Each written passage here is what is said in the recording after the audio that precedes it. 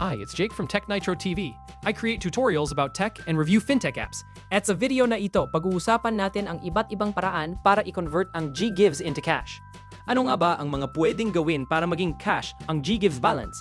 Tara alamin natin ang mga options. Alam naman natin na ang GGives ay isang buy now, pay later feature ni GCash. Kadalasan itong ginagamit pang shopping o pambili ng appliances at iba pang gamit. Hindi talaga siya orihinal na ginawa bilang direct cash out tool. Halimbawa, may mga content na ipinapakitang ginamit ang GGives para magbayad sa supermarket o grocery store. Kasi nga, pwede mo siyang gamitin pampamili ng grocery At pati pambili ng mga gadgets o iba pang products. Ang downside lang ay medyo mataas ang interest nito kumpara sa regular na hulugan. Pero posible nga ba na gawin itong cash ang GGives? Dito, isi-share ang 5 paraan kung paano mo pwedeng i-convert into cash ang GGives. Una, ang paggamit ng GCash Pera Outlet o GPO. Ito ay isang uri ng service ni GCash kung saan pwedeng mag-enroll Ang mga may negosyo. Sa mga GPO, tinatanggap ang GGives bilang mode of payment. Kung ikaw mismo ang gagawa ng ganitong setup, pwede mong i-convert ang GGives diretso sa sarili mong GCash account. ang problema lang, kung wala kang business, kung may negosyo ka man pero kulang sa papeles, mahihirapan kang ma-approve. Isa sa mga requirement dito ay business permit. Kailangan ding mag-selfie sa harap ng tindahan at malinaw na nakikita ang store. Kaya dapat legit na may physical na tindahan ka. Pangalawa, ang paggamit ng credit card. Sa app, mapapansin mong kapag itap mo ang deals, may option doon.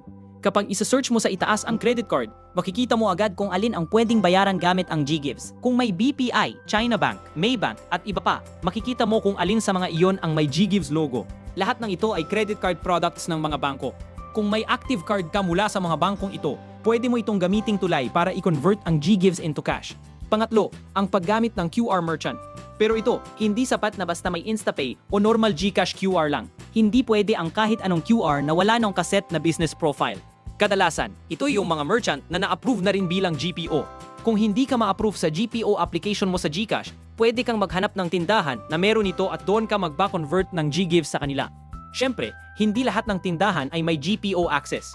Kung itatry mo ang mga mas malalaking sari-sari store o mini groceries, malamang kompleto sa requirements ang mga iyon. Kadalasan, may lalapit sa kanila na GCash agent para i-invite at tulungan silang mag-apply sa ganitong program. Kaya malaki ang chance na meron silang ganitong service.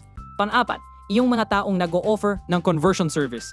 Kung magsa-search ka sa Facebook, makikita mo na marami ang nag-aalok na sila na ang magko-convert ng GGives. Hindi ito pwedeng i-recommend ng 100% na safe. May mga totoong converter na legit at hindi scammer, pero kadalasan, mataas ang service charge na sinisingil nila. Umaabot ito mula 25% hanggang 30%. Hindi na ito ganoon ka-worth it kung iisipin kasi malaki na ang tubo ni GGives tapos malaki pa ang kaltas na service fee nila. Halos wala nang natitirang neto sa'yo, puro pambayad na lang ang lumalabas. Uulitin lang, lahat ng nakikita mo online ay hindi ibig sabihing scammer o siguradong legit. Kung magta-try ka ng ganitong service, kailangan mo talagang i-check kung legit sila. minsan kahit nagpapaligid, check o nagpo-post ng proof, sila rin ang gumawa ng mga iyon. Sa huli, nalalaman na lang na scam pala. Kapag susubok ka sa ganitong paraan, talagang magte-take ka ng risk dahil hindi ka sigurado kung totoong legit ang katransaksyon mo o hindi.